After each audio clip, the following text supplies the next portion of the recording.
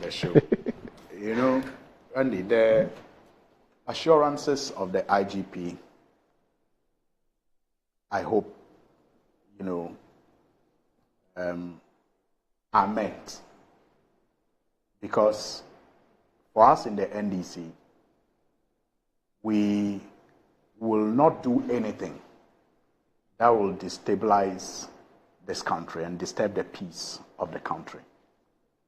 But we will also not stand aloof and watch anybody engage in anything that is remotely similar to what we witnessed in 2020. We will not. The fact that for the first time since 1992, 7 unarmed citizens of this country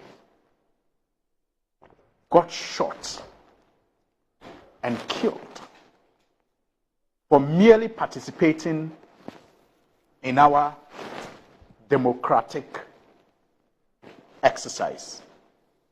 It's enough for us to learn a lesson of how not to stand by again for that to repeat itself. It's not going to happen.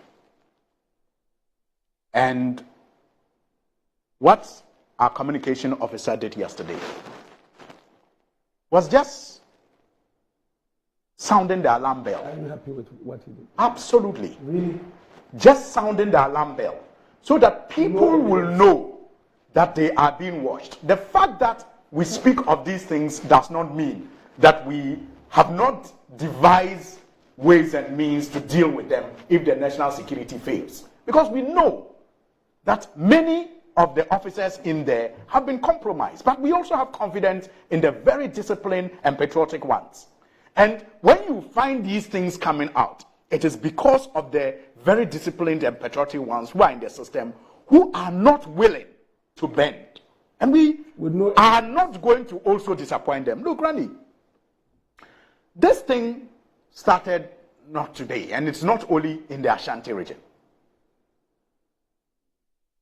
The officers that they have been training in Esuchari, some of them who have graduated, this training exercises started in September. They have no idea the information that some of us have on those training exercises. The training center too at Palibi in the Savannah region, where they are taking young men and women to train. They have no idea how much information we have regarding those training exercises and the people that they are training. But like I said, they are just alarm bells that we are sounding. And we are counting on the very, disciplined and patriotic ones in these services to help us ensure that what happened in 2020 does not repeat itself again. So we will not destabilize this country. We will not be part of any, insecurity, but we will not stand aside and watch others repeat some of the things that they did in 2020. Look, the NIB in July in Northern Region were tasked to carry out a poll. After their first poll showed how badly the NPP was performing, they began this second poll around the Paga area. And the officers who were in charge were carefully selected and given some tokens to influence these polls. And the report was that, get these things ready and then have the numbers show that we are winning. And so when we finish the other operations we are doing and the Electoral Commission declares, we will even show these reports as evidence that before the election, our internal reports already show that we're winning.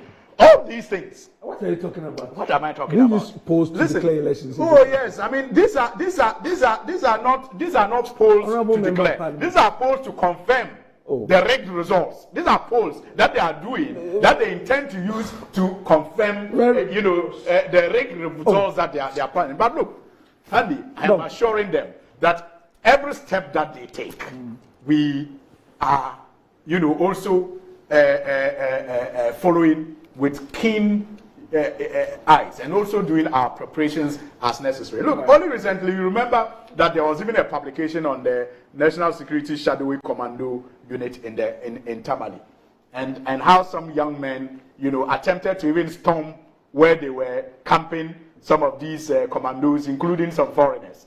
But we went into it, and we have put other measures in place to monitor the activities of all these people. No. In fact, we even have pictures of some of the foreigners. If they do not know, we have pictures. We have the home that they are living in on the airport road, monitored 24/7, and we know when and how to deal with whatever threat that they pose. I am assuring you that what happened in 2020, where innocent lives were lost, will not remotely be entertained this time around. And it is in the interest of anybody, who is involved in these clandestine moves to advise himself.